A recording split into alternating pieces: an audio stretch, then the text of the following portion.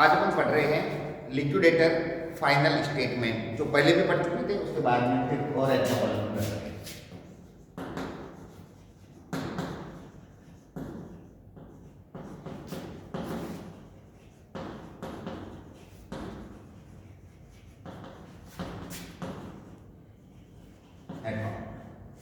Liquidator final statement account. अब इसमें प्रारूप फिक्स है। ये कौन कौन से आइटम जैसे आते हैं? तो सबसे पहले to realise from assets, assets से क्या प्राप्त हुई। फिर इस साइड में अपने आएंगे पेमेंट का राइट में। तो सबसे पहले आता है लिक्विडेटर रेम्यूनरेशन। फिर उसके बाद में आता है लिक्विडेटर एक्सपेंसेस। लिक्विडेटर एक्सपेंसेस के बाद में आते हैं प्रेफरेंशियल क्रेडिटर। प्रेफरेंशियल क्रेडिटर के बाद में पेमेंट आता है debenture holder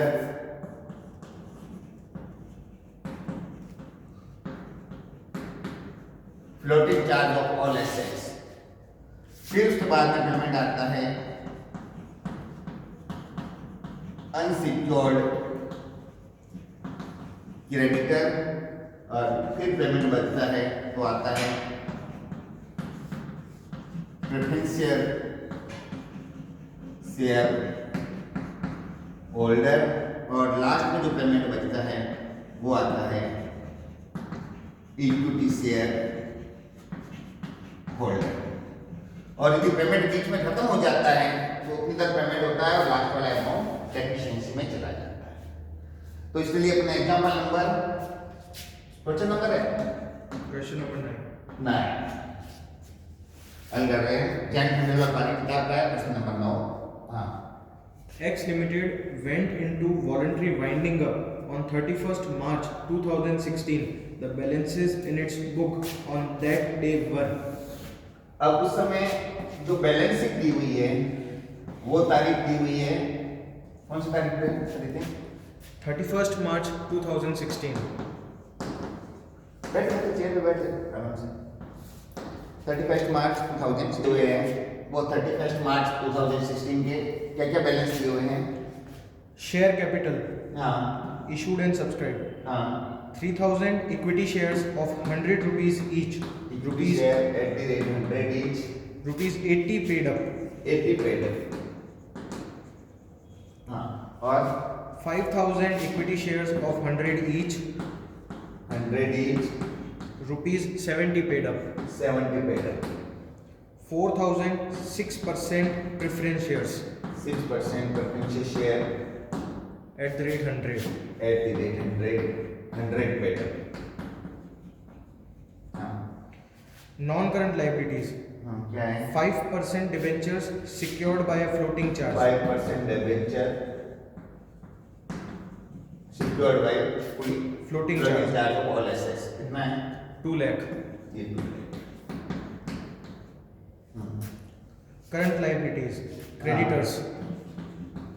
creditor 3 lakh.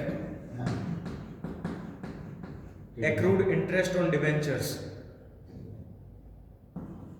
accrued interest on debenture 10,000. 10,000। Assets. हाँ, assets बोलो। Non-current assets. Tangible fixed assets. हाँ. Land and building. land and building 2,50,000. 2,50,000। Plant and machinery. plant and machinery 5,50,000. 5,50,000। Other non-current assets. हाँ, Preliminary expenses. preliminary expenses 20,000. Current assets. हाँ, Stock. 1,20,000. 1,20,000। Sundry debtors. debtors 2,50,000. Loans loans 10,000. 10,000, Cash at bank cash at bank 50,000. 50,000. ठीक है, हाँ फिर The liquidator is entitled to a commission of 3% on actual cash realized by him accepting cash at bank. 3% उसको commission देना है संपत्तियों की वसूली पर और कैश को छोड़ते हुए 3% commission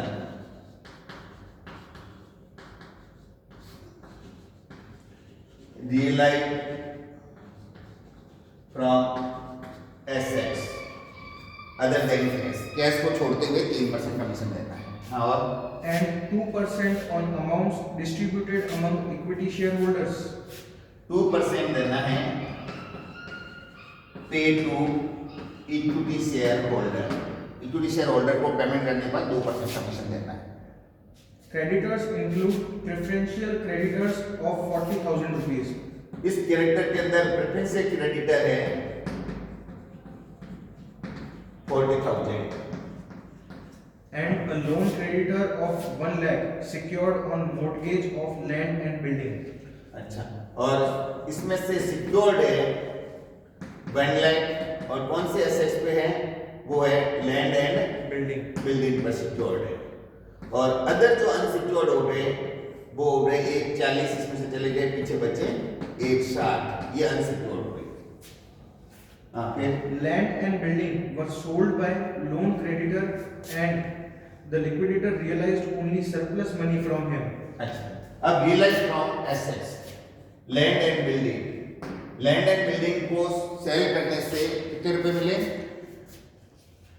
Land and building were sold by loan creditor and the liquidator realized only surplus money from him. ठीक। The preference share dividend was in arrears for 2 years. अच्छा, प्रेफरेंशियल एरियर है वो 2 ईयर का है, preferential share holder को payment plus 2 साल का dividend. हाँ ठीक है, The arrears of preference share dividend are payable automatically on liquidation. ठीक है, The assets are realized as follows. हाँ Land and building 20% over book value. 20% over book value, land and building यहाँ 2.5 लाख है, इसका 20% ओवर कर दिया 50,000 तो ये 3 लाख हुए, जिसमें से सिक्योर्ड वाले पेमेंट हो गया, सिक्योर्ड क्रेडिटर 1 लाख इसमें चले गए तो पीछे बचे इसके 2 लाख हो गए। हाँ फिर Stock 5% over book value. Stock 5% book value से ओवर प्राप्त हुआ, 1,20,000 है, इसका 5% हुआ 6,000 तो 1,26,000 रुपए स्टॉक से मिले। हाँ और Plant and machinery and debtors 10% less than the book value. Plant and machinery और डेटर से रियलाइज हुए 10% लेस, 5,50,000 का 10% हो गया 55,000 और ये हुए 4,95,000 और डेटर से प्राप्त हुआ है वो 10% लेस, डेटर से 2.5 लाख और इसका 10% हुआ 25,000 तो 2,25,000 रुपए डेटर से मिले। हाँ और The book value of loan asset wholly bad. Lawn asset से कुछ भी प्राप्त नहीं हुआ तो यहाँ पर 0 लिखने की आवश्यकता नहीं, इसलिए 0। The expenses of liquidation are amounted to 18,480. अब कैश वाला पूरा अमाउंट रिसीव होगा, वो पूरा कैश वाला जो है वो है 50,000 रुपए। हाँ लिक्विडेशन एक्सपेंसेस है 18,480. 80 फिर ओके। अब देखिए इधर संपत्ति पर पहले 3% कमीशन देना है तो 3% कमीशन होगा 2 लाख, 3% अपन कमीशन याद कर रहे हैं वो है 2 लाख प्लस 1,26,000 प्लस 4,95,000 और प्लस 2,25,000 10,46,000. ये 10,46,000 का 3%, 31,380. 31,380। ठीक है, वापस बात कर ले 2 लाख ठीक है। हाँ, फिर उसके बाद में अब बारी आती है प्रेफरेंशियल क्रेडिटर की, और प्रेफरेंशियल क्रेडिटर अपने पास में है 40,000। ये 40,000 प्रेफरेंशियल क्रेडिटर को पेमेंट हो गई। डिबेंचर होल्डर है, वो है 2.5 लाख रुपए। वो डेटर्स है सर। हाँ, डिबेंचर होल्डर है ऊपर 2,10,000 ऊपर 2,10,000 2 लाख रुपए तो उसका मूल्य है, 10,000 रुपए इसका इंटरेस्ट है, तो ये 2,10,000। अनसिक्योर्ड क्रेडिटर प्रेफरेंशियल और सिक्योर्ड छोड़ते हुए विशेष बचे 1,60,000। यहां पर अपने लिखेंगे 3 लाख माइनस 40,000 माइनस सिक्योर्ड वाले 1 लाख, टोटल हो गए। अब प्रेफरेंशियल शेयर होल्डर, तो प्रेफरेंशियल शेयर कैपिटल है अपने पास में उपलब्ध, वो है 4,100 रुपए वाले, तो ये बन गए 4 लाख प्लस 2 साल का डिविडेंड बाकी है, तो 1 साल का डिविडेंड हुआ 4 लाख का 6% 24,000 और 2 साल का बन जाएगा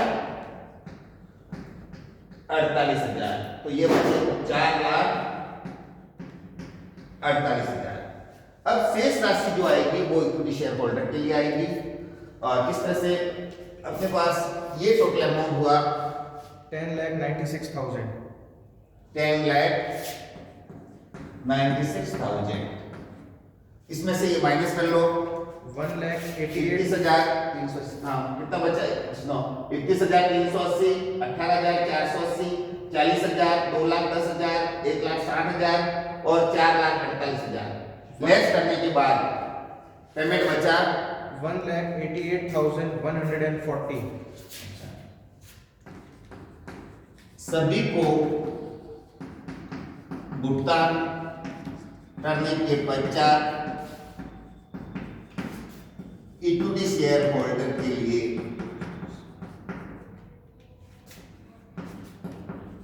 उपलब्ध राशि कितनी बोली? 1,88,140। 1,88,140। इसमें अपन को कमीशन भी देना है और दोनों भी काम करना है, और कमीशन कितना है इक्विटी शेयर होल्डर को पेमेंट पर? 2%। तो 2% कमीशन देंगे, माना कि इक्विटी शेयर होल्डर को पेमेंट करेंगे 100 रुपए, तो कमीशन होगा 2 रुपए, तो अपने पास उपलब्ध राशि होनी चाहिए 102 रुपए। अब कमीशन वाला अमाउंट आएगा 2/102 इंटू 1,88,140।